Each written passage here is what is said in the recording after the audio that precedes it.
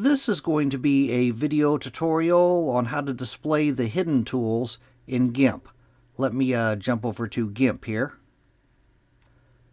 Okay, I have Gimp open now. If you look up here in the upper left hand corner in my toolbox area, a lot of your tools are hidden under other tools.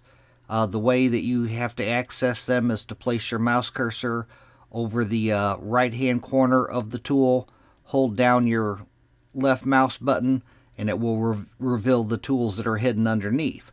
But you could actually display all of the tools to where you don't have to do that.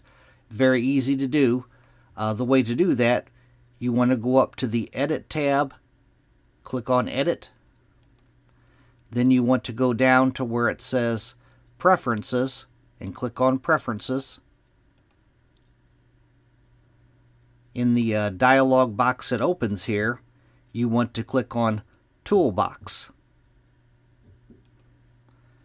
And then right over here, by default, Use Tool Groups is checked by default.